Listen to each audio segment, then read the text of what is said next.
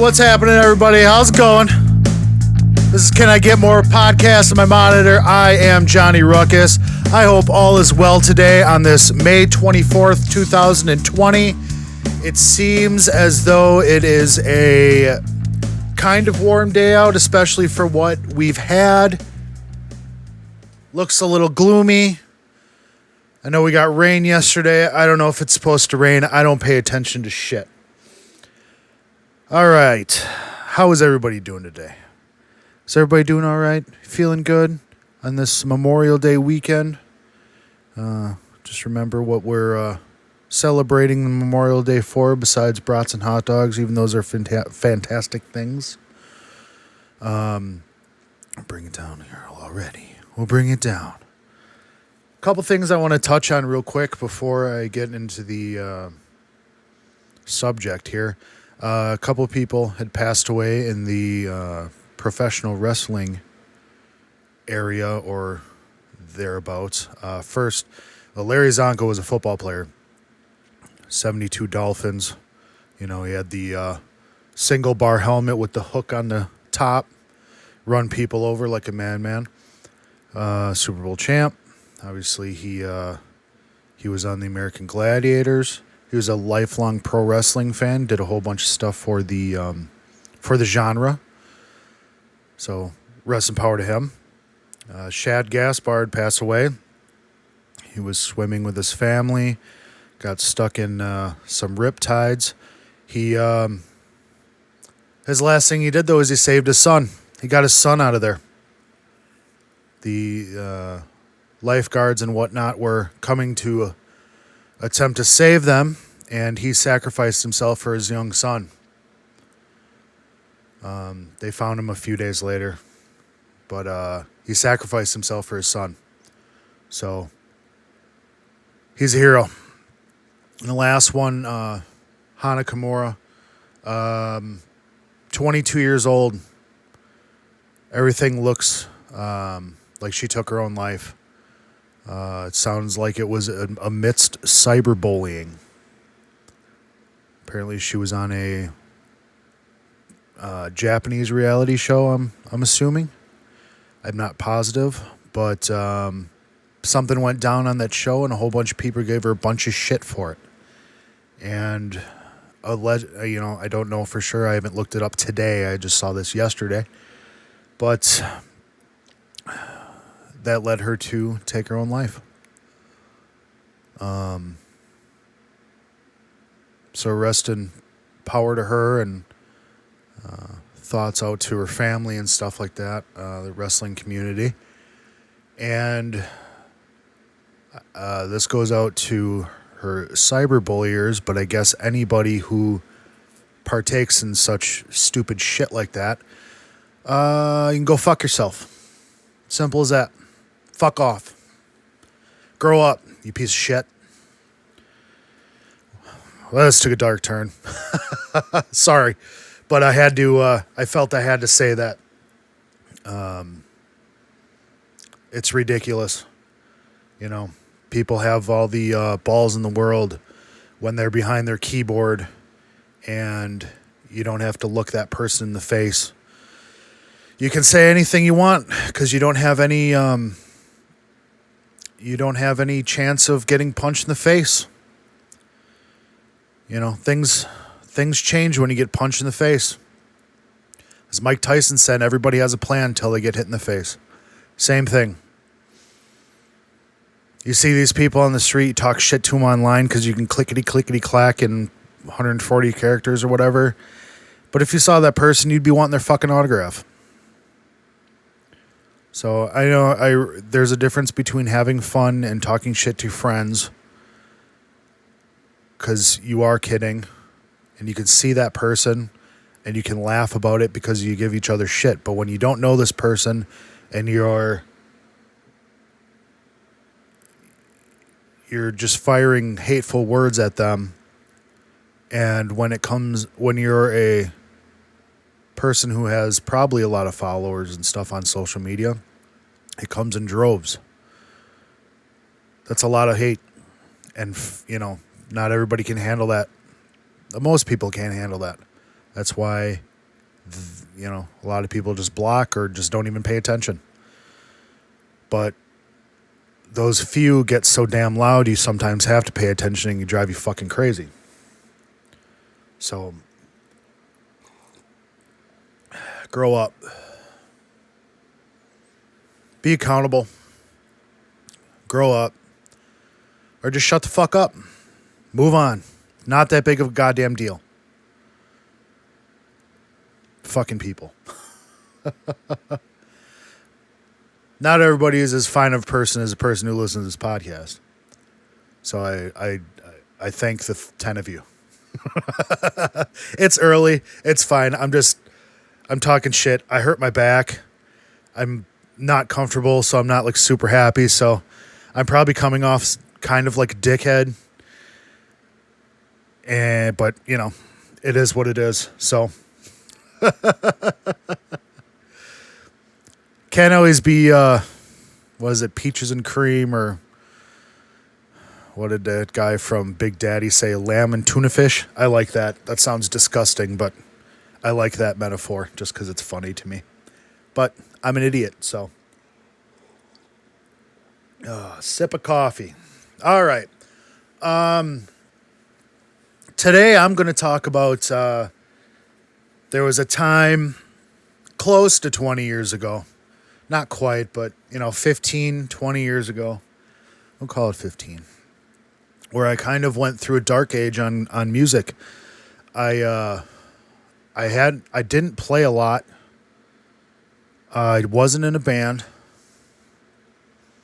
I had gotten rid of most of my gear, not that I wanted to, but sometimes there are lots of times in my life I haven't been fiscally responsible. And at that point, I was married to a person who didn't really care about the things that made me happy. So my stuff was worth a little bit of money, so you have to sell it. So we need the money. So that's where I was. She didn't have to do anything different, but I had to change my life. But I allowed it. because I was young and dumb. But without those things, you know, I wouldn't be the well-adjusted human being I am today. If I would have met my wife now back then, I mean, I was still a moron, so who knows how that would have turned out. I'm a moron, but in different ways, I guess, today. But it all happens for a reason to get, there's certain points, there's certain things that need to happen in your life to get to other points that are good, positive points in your life. So all that bullshit had to happen for me to meet my wife when and where we did. And as they say, the rest is history. Oh, yeah. I'm going to bring it back a little bit more than 15 years. About 2003, I had mentioned in one of my podcasts, maybe it was the first one. I don't remember for sure, but I was in a band at the tail end of high school, and once we got out of high school, called the Afro Sack Conspiracy. Goofy name, but it was super fun. We did funk, reggae, punk, rock. We were a three-piece. I played with Tony, who I've mentioned in this podcast before, bass player. You know, all around awesomeness with music. And a guy named Dano on drums. He was phenomenal.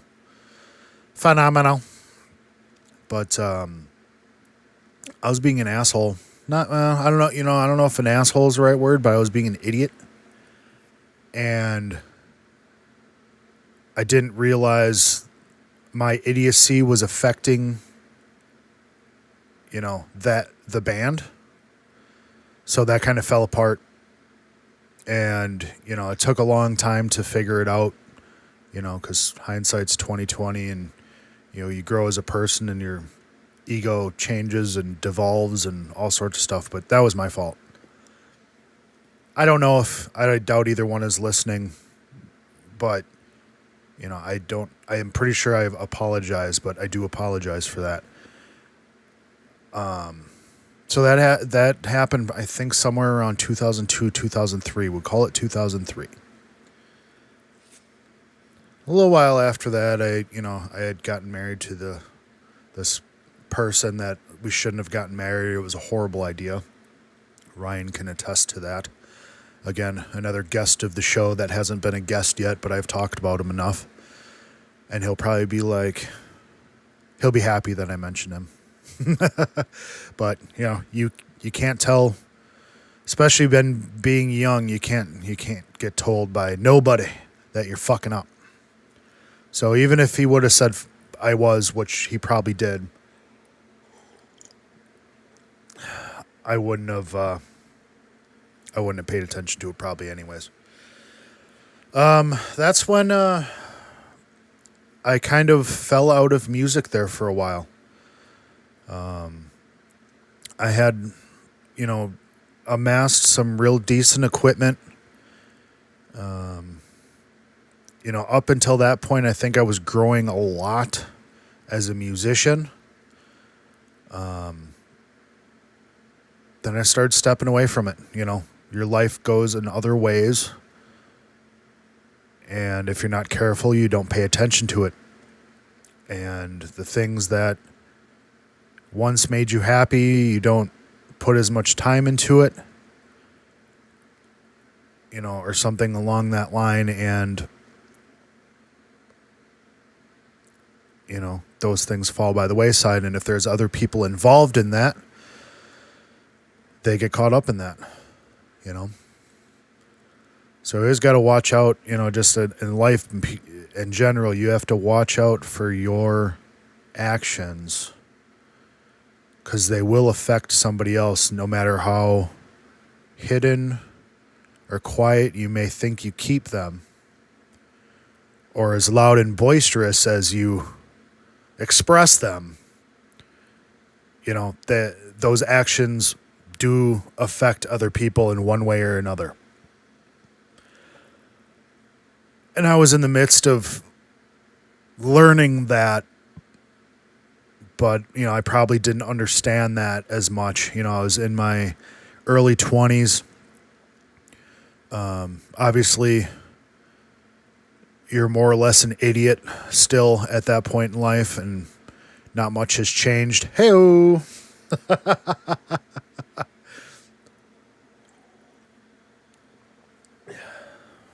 Coffee. But you got to move on. So that point was happening. I said I had amassed some decent amounts of gear. There's a couple pieces of gear that I really miss. Definitely wish I had. So I'll probably end up doing something like that on the show where I cover a couple pieces of gear, which the one that got away kind of thing. I had a Marshall JCM 2000 triple super lead. It was a 100-watt head. And I had that, I ran a 2-amp setup back then. Jeez. I had that and another amp I'll talk about in a moment. That was my dirty tone, but I was running into this kind of cruddy cab. Not that it was a cruddy cab, but it had crappy speakers in it. So it definitely didn't sound as good as it should have. And I didn't, still dumb. I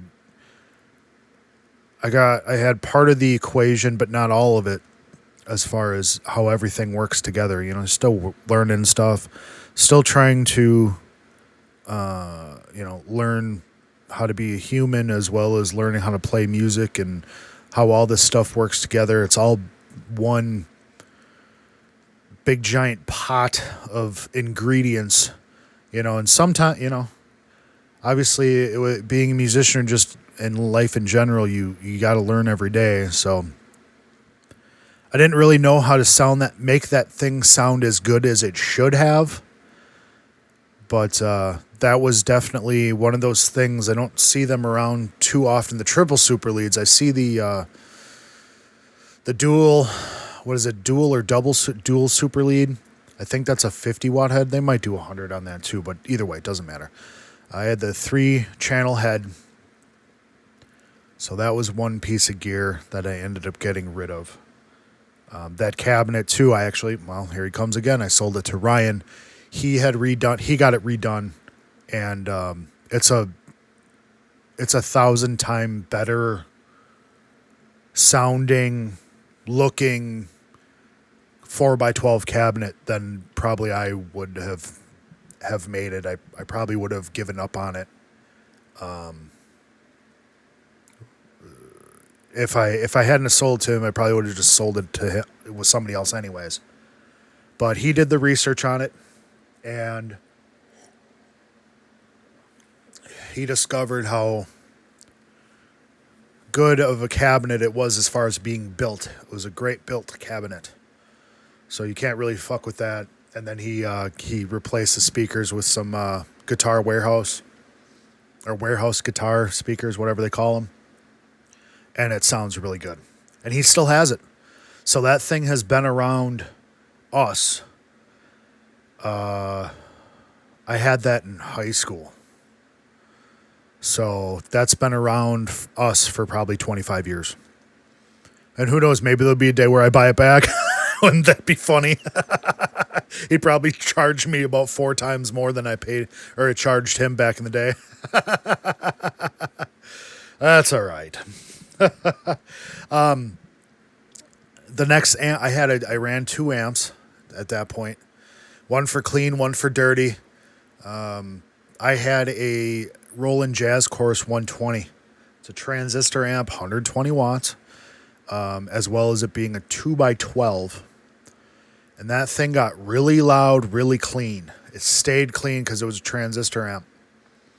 And then it had I want to say it was a vibrato or whatever, they tremolo side to it too that I don't think I use that often.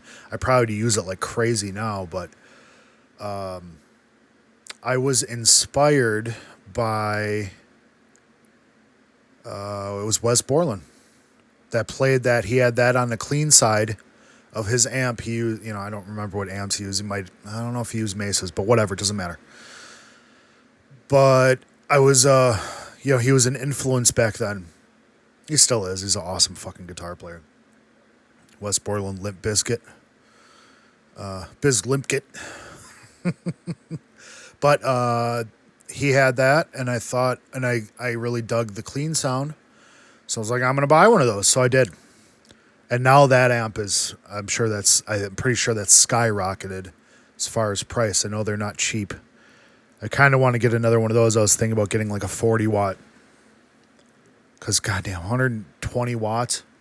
I'm old. We went over this when when I did the show about my amp. How that thing's 50 watts and it's freaking loud. Yeah, 120. Ugh, why? Young and dumb. But I love that amp. It sounded great. Obviously, it didn't really take dirt too well. I think I tried to put a fuzz pedal through it at some point. It wasn't for me. Was not for this guy. But, I had a really good back then, unlike today. So I could lift those things and move those things and not have a problem doing so. That thing sounded fantastic. I think I missed that more than the Marshall. Not a super duper Marshall guy. I actually got that one instead of, I was looking for a Mesa. The store that I went to didn't have a triple or a dual rectifier in stock, and I needed an amp. Like the amp that I was using shitted out on me. Again, to my own negligence. But, you blame the amp, right? The singer blames the sound guy and the band blames the bass player. So I blame the amp, not my leaving it on for 8 hours and then trying to play through it. But I digress. But yeah, I missed that jazz chorus. I think I will try to find one at some place. Point. Not a 120 though, I don't think, even though they sound awesome. They do, I think they do have a master volume though, so maybe it will be a 120. I don't remember how heavy it is. It's probably heavy as shit. So maybe they got a 20 watt version.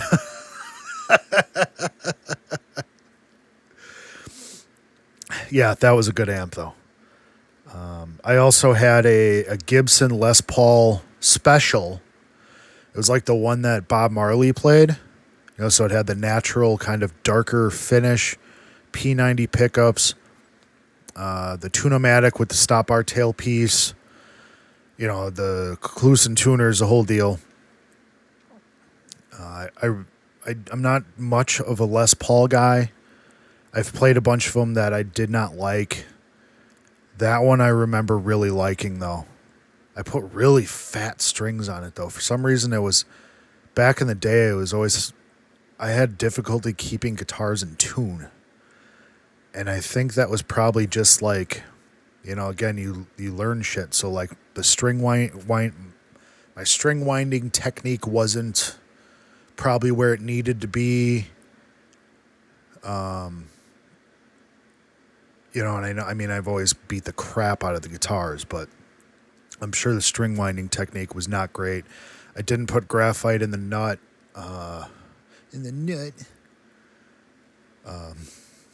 Letterkenny, shout out. I didn't do the proper things I probably should have to help that guitar, but either way, I remember loving it. I love the P90 sound. I had a couple other P90 guitars in that era. But that one was fantastic. I remember I could get really heavy tones out of it. I really enjoyed it. But I got it because it was I was a Bob Marley fan. I was really, really into Bob Marley, especially because we were playing in that realm of the style of music.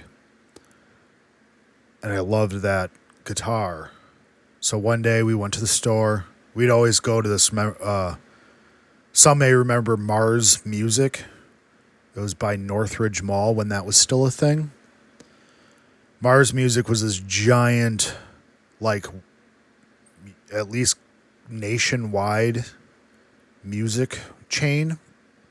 They went out of business. When was that? Probably 15 years ago.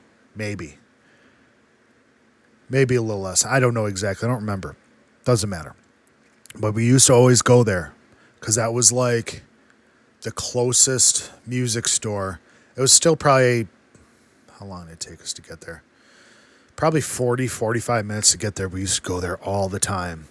And at that point in life, when I got that guitar, like, I didn't have anything going on. So I was just working.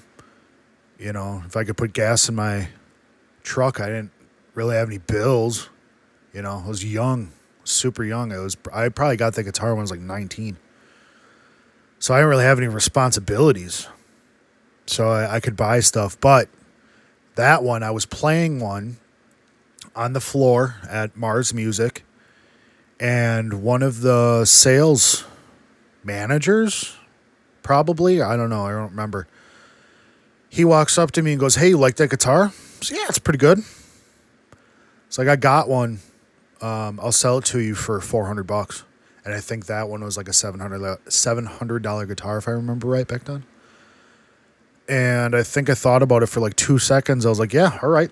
So we went, like, I swear the place was huge. It felt like we were walking for like 20 minutes. It wasn't that long, but it felt like a long walk. And we got to his office and he pulled those guitars. Sure shit. It's the exact guitar for like half the price. So I think I bought it that day. I had to get cash. And I want to say my card, how my bank account was set up. Shout out to Kevin Hart. I couldn't take out $400 at once.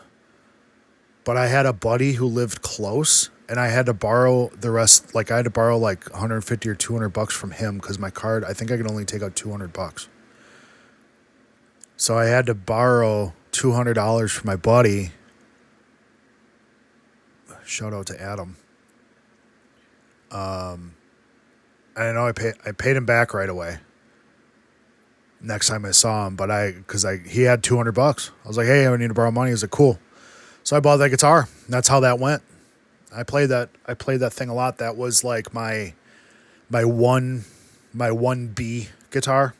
Yeah, I split that between the other guitar I'm gonna talk about.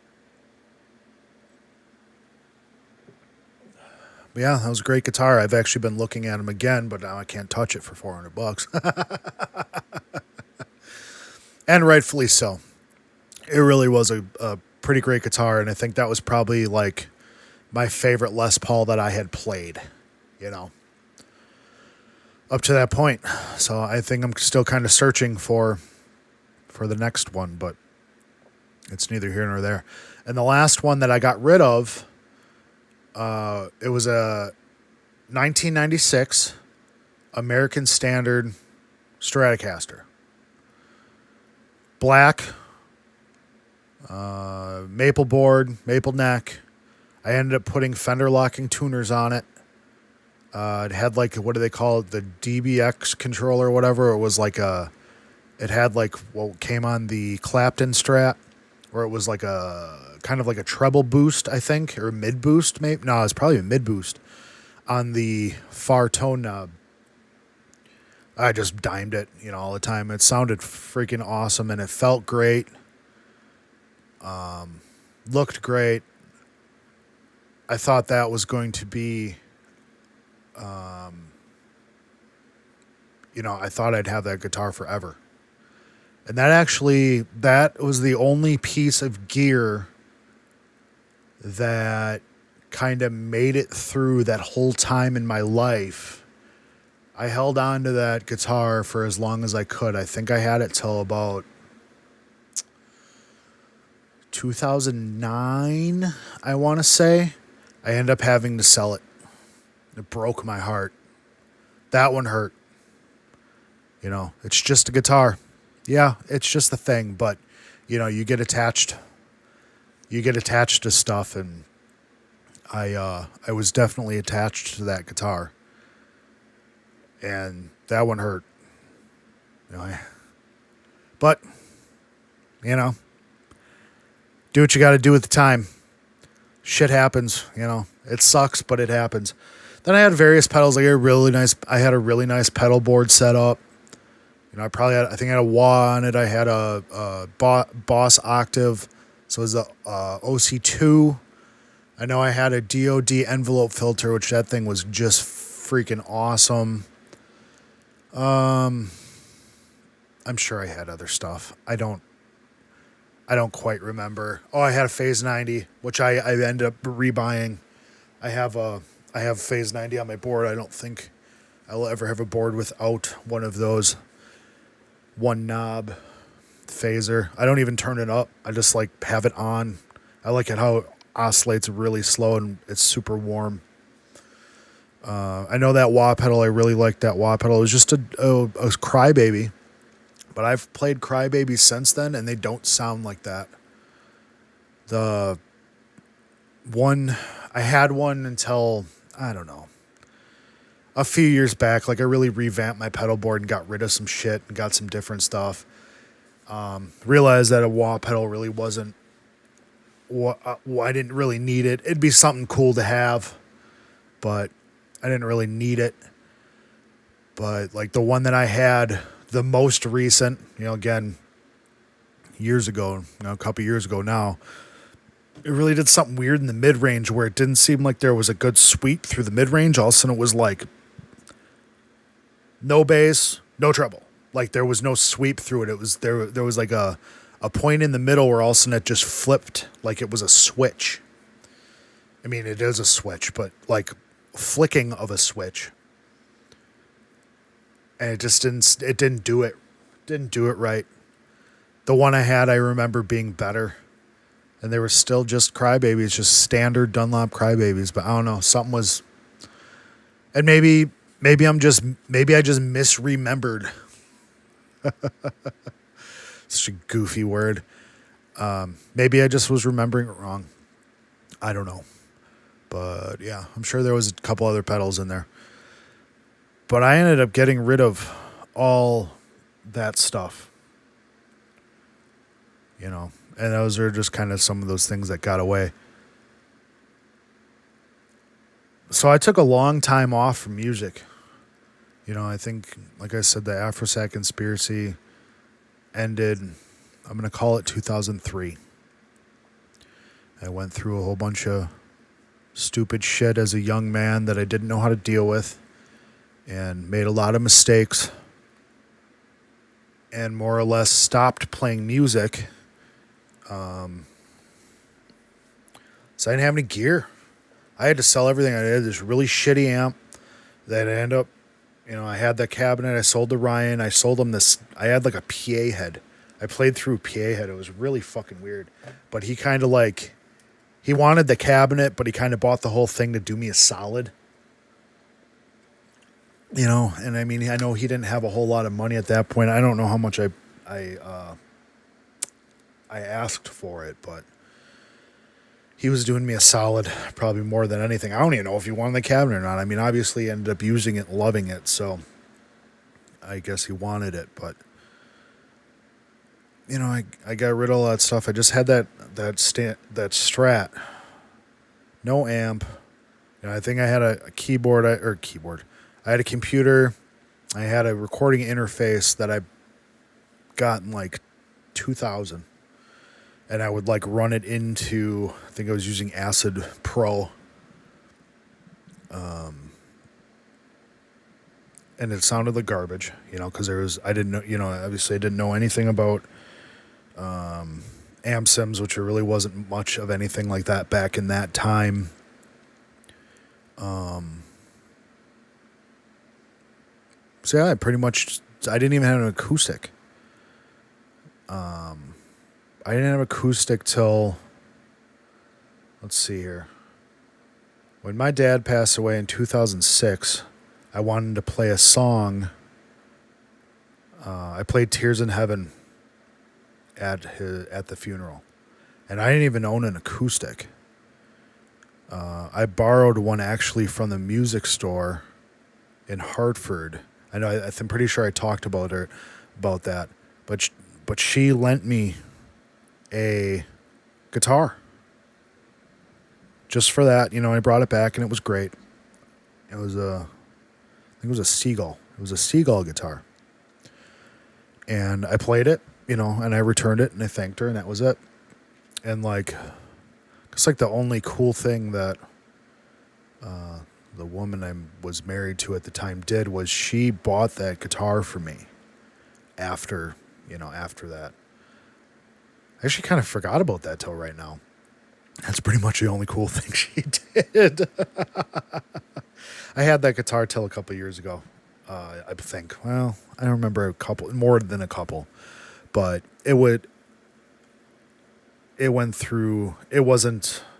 didn't play well anymore.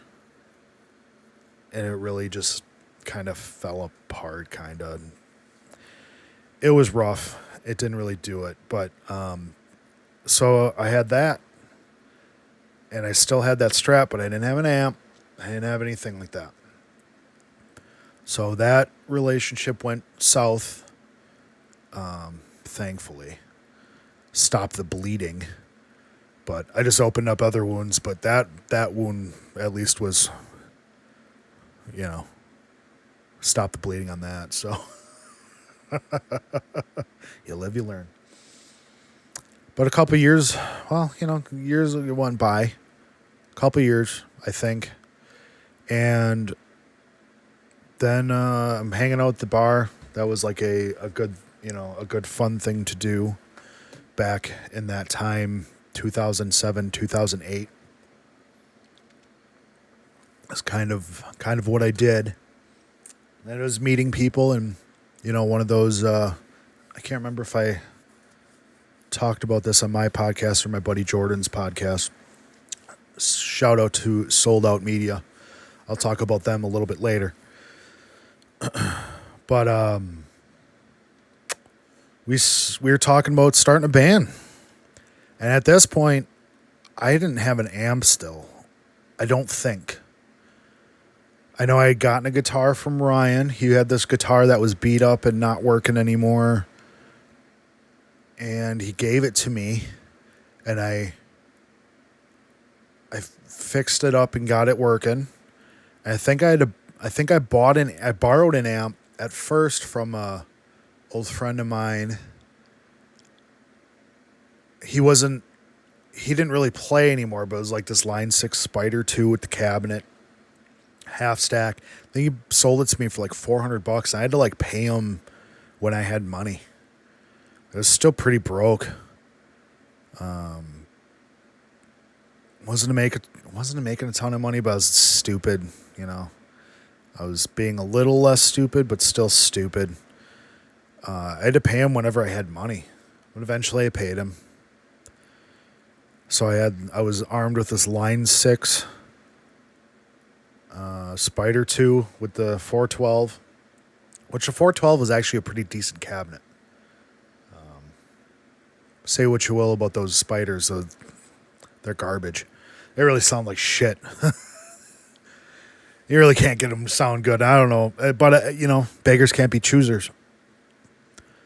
Did the best I could, and I used that amp for a long time. But, yeah, Ryan gave me this Ibanez. I think it was an RS. He probably remembers. Actually, I could probably look. I still have it because when Kelly and I got married, I painted that guitar flat black, and then we used that as our sign-in book or whatever. People signed the guitar that was there, so that's actually hanging on the wall. So I could probably go. I think it's an RS series something. I don't know, but either way, not a super. It was a great guitar for what it was, but not like a high-end guitar or anything like that. But I put like an EMG and stuff in it and took out the other pickups and stuff like that. But it doesn't matter. Blocked off the trem. But at that time, we were putting together Breathe the Silence. My sister from another mister, as you say, Lindsay. Shout out, Lindsay. Matt Shear. Shout out. Shout out to Boogie, too. We met him at a Qdoba. Put out a ad. This was one of those things where it was like, we're having this hoot of a time, drinking and getting drunk, and we should start a band. Yeah, that's a great idea. Yeah, sounds good. And then I found Boogie, Brett. His name's Brett, but we called him Boogie. I found him on, I don't know, Walkie Rocks or Craigslist or something like that. And I go to Lindsay and Matt. I said, hey, I'm going to go meet this drummer. You want to come? What are you talking about? Well, you said we're starting a band. Oh, shit, this is real. So we went and met Boogie. And he was super young. I think he had just started college. He was like 18, 19 years old. And, he could play drums. He was a Nickelback fan, but, you can't win them all.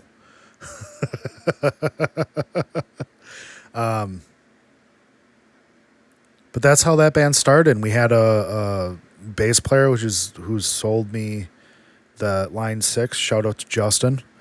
I think we tried to get his brother to play guitar. He played once and then walked out. And it wasn't for him, which is fine. Shout out Wes. I haven't talked to neither one of those guys in a long time, but shout out to both y'alls. Justin left the band. I think we found Ben Bird.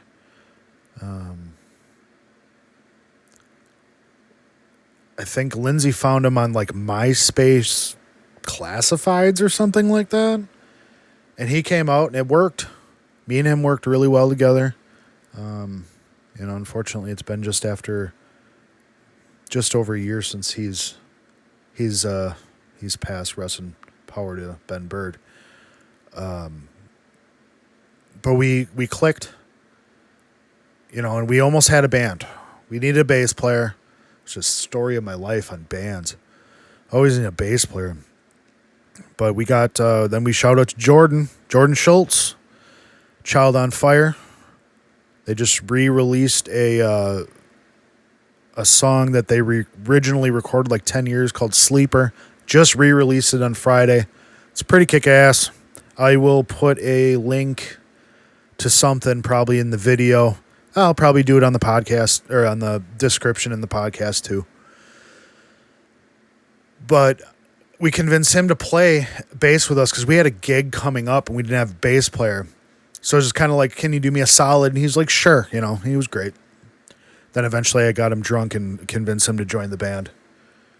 So, but, it's kind of the move, right?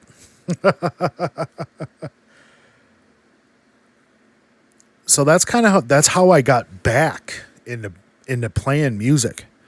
Off for a long time. And then just kind of drunken night, no lies. And I was starting to play again leading up to that, obviously. Like I really hadn't played at all for much of 5 years prior to that. 4 or 5 years probably. So like my fingers, my finger strength, my hand strength wasn't that great. I had to get that back up. I had played just enough over the times to keep the calluses there, but like not great. So like I was going through a lot of stuff like what happens when you first learn guitar again. Hands hurt, fingers hurt. But I was starting to listen to like different styles of music and stuff like that, and like starting to get a little bit more into like the more hard rock and metal-ish of more of that era. So like I was starting to like listen to Breaking Benjamin. I was late to these parties, Breaking Benjamin. I listened to a little bit of like Avenged Sevenfold then, but I wasn't a super huge fan of them until I heard Afterlife, but that's neither here nor there. What other bands? Skillet I was starting to get into. Not really much with 3 Days Grace, but Riot was awesome. That's an awesome song. I still think that's a great song. It's really cool. The guitar riff is awesome. But there's kind of bands like that a little bit more. I was starting getting into things like that, so I was starting to write more I was writing songs again. So all those Breathe the Silence songs, those first batch of songs, I had written all of them. I written a whole thing. I think I ended up writing a lot of lyrics and melodies too, which is definitely not my strong suit, but it needed to happen, I guess. And I had some shit to say. I was still angry. I was an angry person, or more angry person back then. Not super angry, but there were demons there for damn sure, and those needed to be exorcised. So we went through a ton of lineup changes. Matt had, I think we fired him. I think we're still cool today. We don't talk a shit ton, but I got him on Facebook. We can talk whenever, Shout out to Matt. He's cool. We're cool. But I think we fired him. I think Ben called him one day, and then he goes, "Are you firing me?" And I think Ben was like, "Well, now that you mention it, yeah." But Matt was always good for taking things in stride. And I think Lindsay ended up quitting. I don't remember when. So then we were a 6-piece and then a 4-piece. So then we just Ben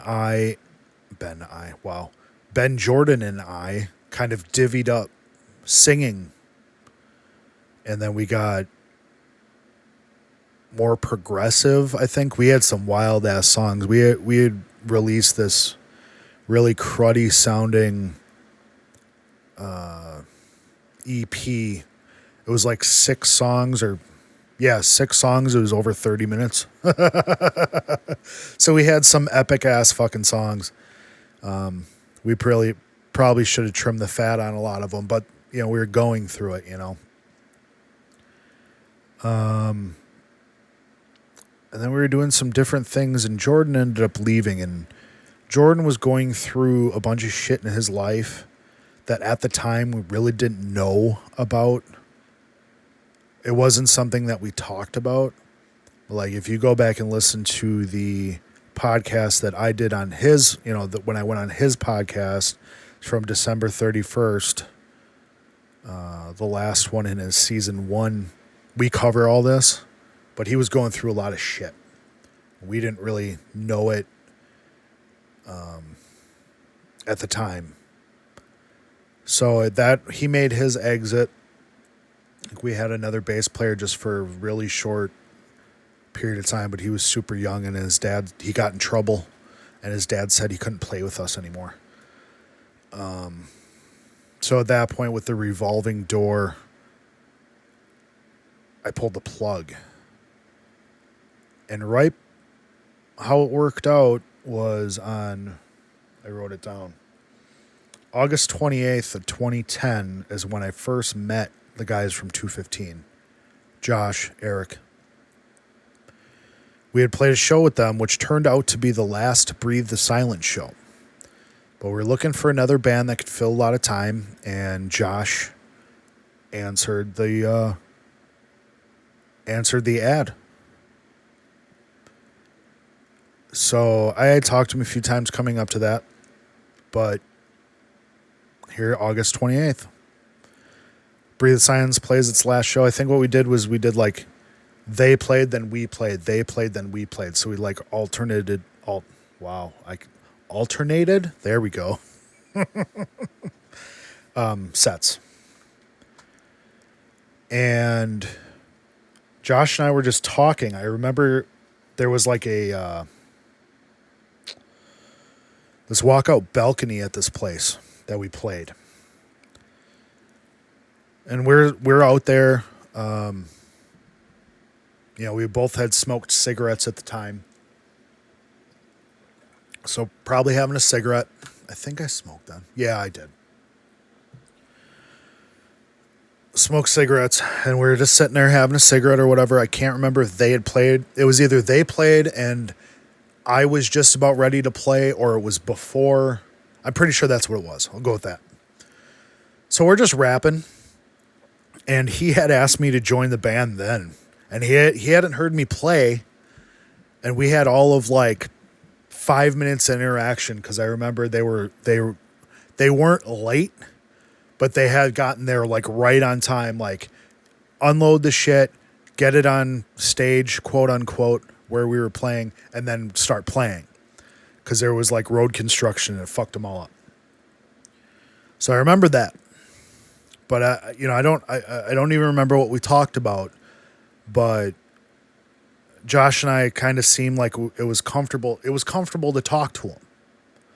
You vibe with people, I'm an introvert, so it's hard for me to find common ground with people unless it's really obvious. Like, I could talk about music, talk about different bands, could talk about playing guitar, talk about pro wrestling, talk about MMA, Funko collecting, comic book movies, whatever. I mean, we could talk that, but like, just like small talk, it's very difficult for me. It still is. I am super uncomfortable. I feel like I don't care, even though I probably do. And Kelly called me out. I told her that, and she's like, yeah, you do. You care, you asshole.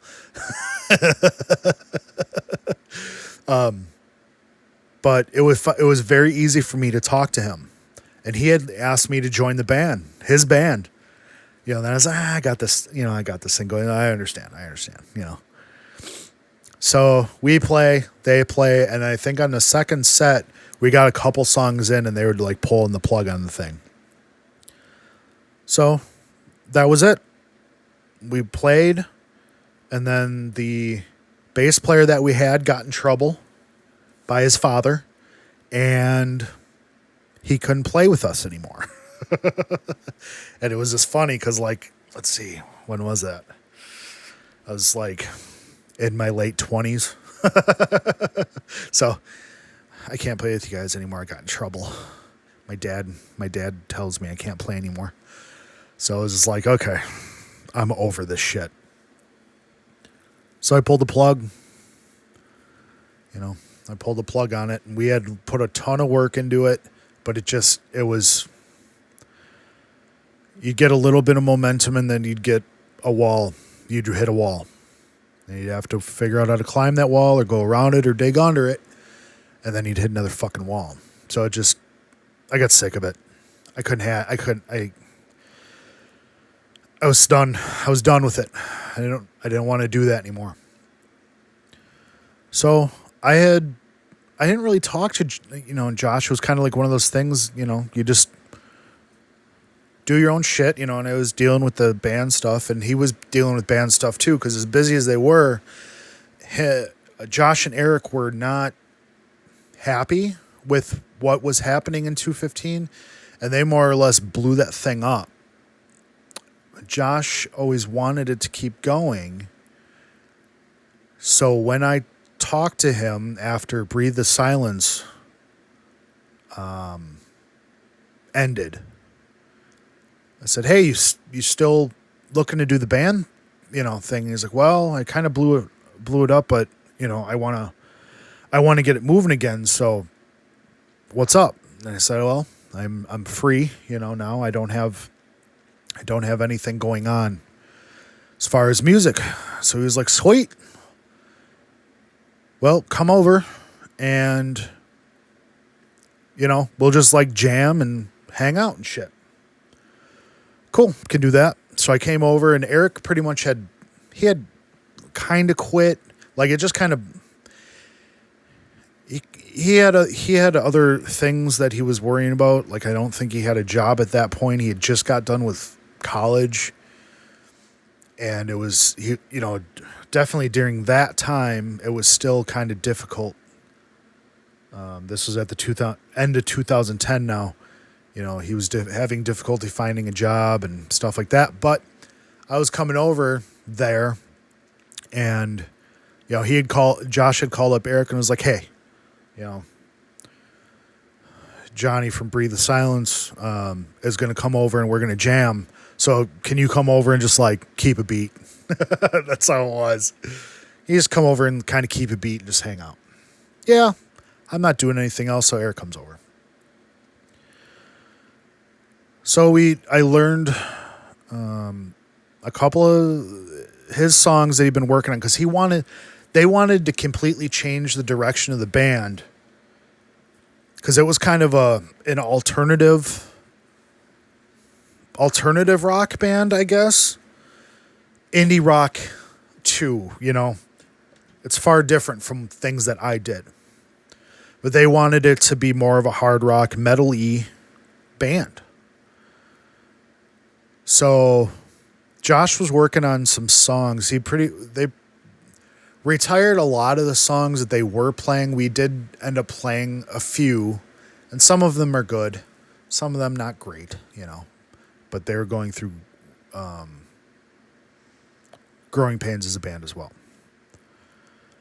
So I come in, and he had worked up some new songs that were a bit heavier, and Josh was still playing guitar at that point. So he had wrote some songs, and, I made some changes to, maybe we worked on one or two songs. Like, I think we worked really well together. So we worked on a couple songs, and I know there was a song that he had that I had changed a bunch of stuff on. Like it was one way and I was like, no, we should do it this way, blah, blah, blah, blah, blah. You know, just doing shit, throwing my 2 cents, and he liked my ideas. And so did Eric. So I think Eric was kind of intrigued as, you know, we're doing stuff that's a little bit more hard rocky, a little bit more metal-y, you know, more aggressive. So then we were going to get together like the next week or whatever. And he's like, well, why don't you write a song? Why don't you write a song and bring it, and we'll work on it, right? Well, just doing life. I think I was looking for a job at that point because I think I just quit. Like right before we started playing,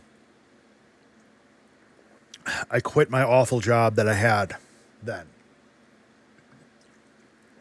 So I could like practice during the week because I had nothing else better to fucking do. But I had this job and it was awful. And I got sick of it and I quit. I think that might have been the only time I've ever actually done that in my life. It was really scary and really liberating at the same time because I was super unhappy. And my cat is... I forgot to close the door, so she's meowing right now. So if you hear that, that's what that is. Hi, Jill. I got my first guest on the podcast.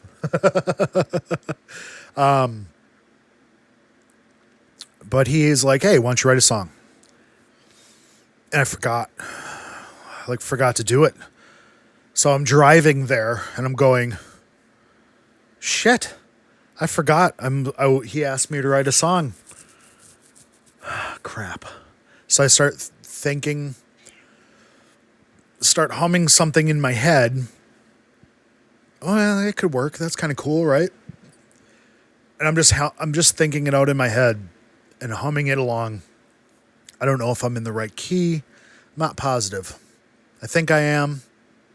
We'll find out, right? So I'm humming along and blah, blah, blah, blah, blah. I don't know a verse, so I'm just going to do this thing for now and we'll figure it out later. But I get there and, you know, hey, did you put a song together? Of course I did. I just got to, let me figure this out quick. I wrote it in my head. So I figured it out and they liked it. And the verse that I kind of was like, oh, we'll fix it later. Yeah, it stayed. It stayed. It worked. But that song we ended up recording it. That was Over the Line. That was the first song that I wrote for them. That was on The Dark Passenger. And we were kind of off and running a little bit. We still didn't have a full band though. You know, so we ended up, we found a guitar player because Josh didn't want to play guitar anymore. He just wanted to be a front. He wasn't that great at guitar. He could write songs and stuff, but he wasn't like a great guitar player by any means. And he wanted to express being a front guy, which is fine, which is great. So we found a guitar player and we booked a couple of shows. I think we did a Friday, Saturday. And at this point I had a second shift job.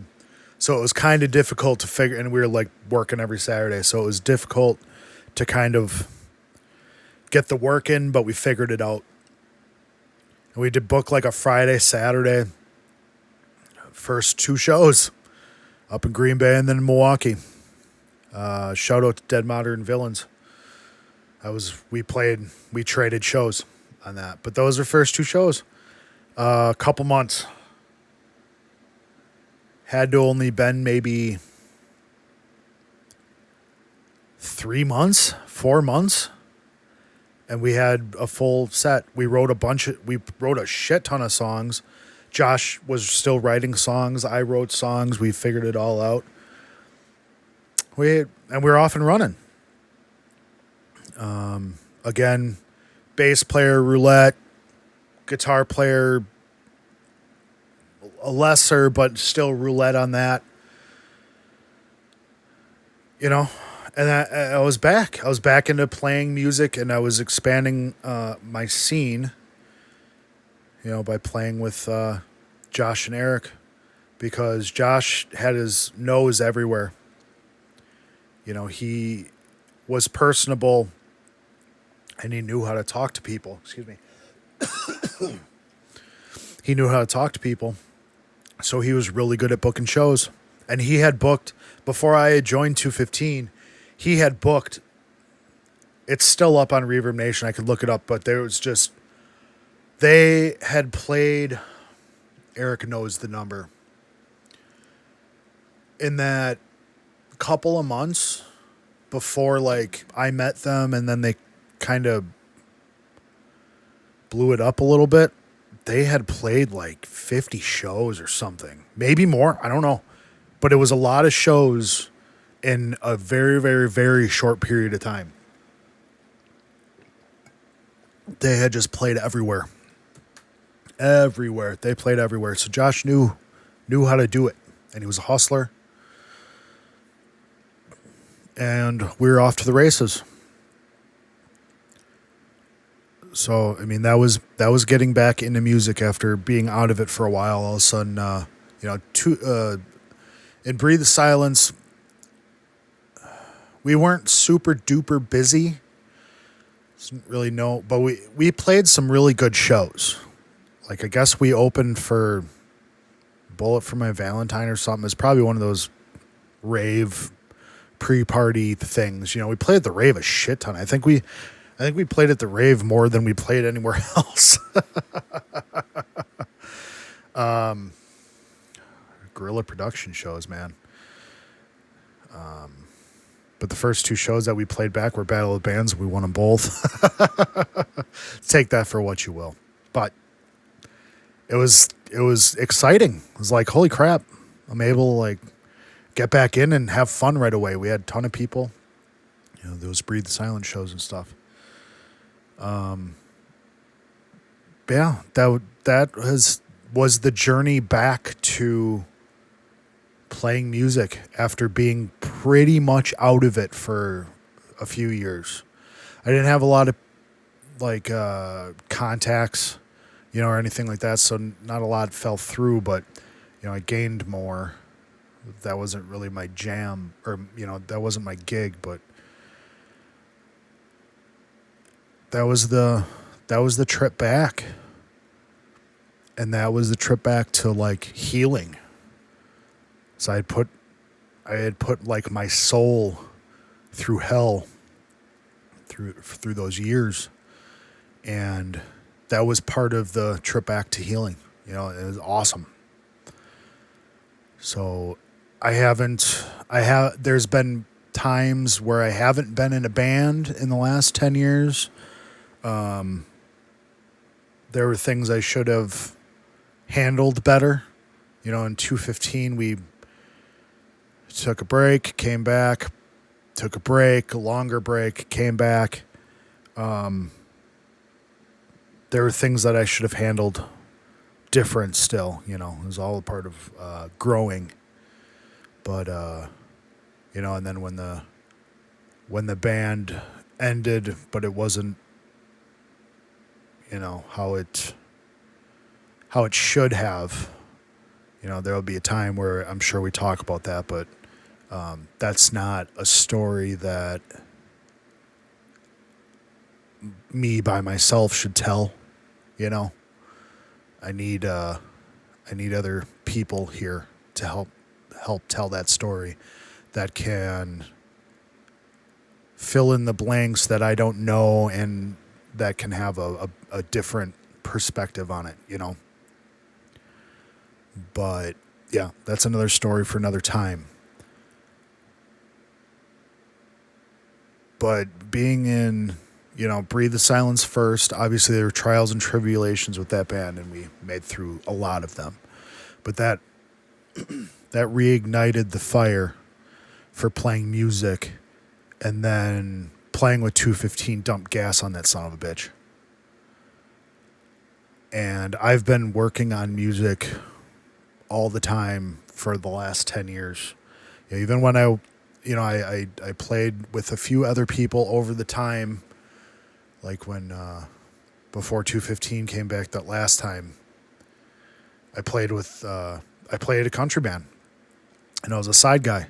So I learned a shit ton about playing guitar and obviously a different style of music that I wasn't even a fan of until not that far before I started playing in that band, and just discovering all sorts of great country music that I didn't know existed because I just kind of cut it off. You know, you think of it's about guy talking about his dog and blah, blah, blah, this bullshit. That's like a pocket. That's fake shit. Yeah, I mean, obviously, you know, you don't want your dog to run away, and you don't want your truck not to start, but that's just bullshit. You know, that's a very, I don't know what the word I'm looking for. Close-minded way to think of what that's what country music is. So when you discover good stuff, that's much more than that. You get excited, and then the guitar playing is way different. And then I'm learning how to be a side guy and just trying to make the song better rather than just like me getting over. You know, so I had to learn how to play solos and lead work, which is super foreign to me. I'm a rhythm guitar player at best, you know, but I had to do lead work and stuff like that. So as far as guitar playing, and opening my musical repertoire, it was great. It was a great time. I love that style of guitar playing. There's tons of stuff to learn about it, and a lot of it translates back to rock music. You know, all styles of music, but you know, it really translates back. So I worked on that. You know, I've through this time now, I've demoed. I've got tons of songs written, you know, and we're working on songs and stuff like that. So there's going to be more to this story. But that's a story about how I fell out of music and kind of, I wouldn't say fall out of love, but I definitely fell out of the realm. And then I came back to music, and music slapped me in the face. And then that love reignited.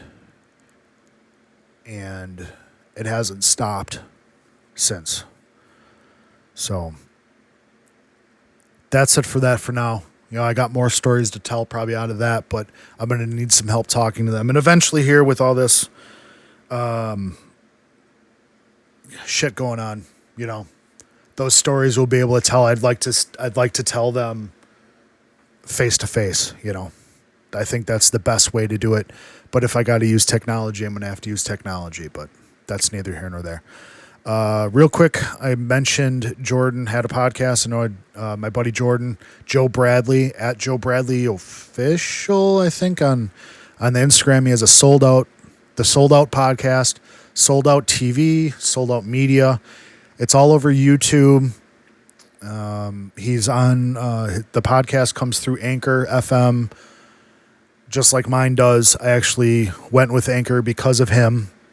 I started this podcast because of him, because I've been a fan of podcasts for a long time and wanted to start one and then didn't, and then let it linger. And then I did his podcast, and his is a much long form podcast, and he has a lot more interest or knowledge of various subjects. So we had like a 4-hour some odd podcast. So I think I still have the longest podcast. What up? But yeah, he inspired me to finally do the podcast. And then it was a few months, you know, I think I waited another 3 months, and then I said, fuck it, I'm going to do it. So here I am talking to a microphone, and hopefully somebody's listening. So I definitely appreciate it. But Child on Fire, his longtime band, like I said before, re-released a song called Sleeper, re-recorded, reimagined it, kind of updated it for 2020. Child on Fire is just him and Ian, his drummer, longtime drummer again. They've been together for, I can't remember the year, but it's been a long time. So they just re-released that. I'll have a link going somewhere so you can find that. But it's really cool. Hi, Jill. Oh, she's making another appearance. So go listen to that. I definitely appreciate everybody who has listened to the podcast or watched the YouTube presentation of it. It means a lot. I know I have to be patient. I don't know if I'm actually any good at this or not. People haven't told me to shut the fuck up yet. So that's cool. I definitely appreciate that. And I wouldn't anyways. Because I do enjoy doing it. She wants to make an appearance here. Come here. Say hi. Say it. Oh, she just sneezed in the mic. Yeah, she's on camera. Say something.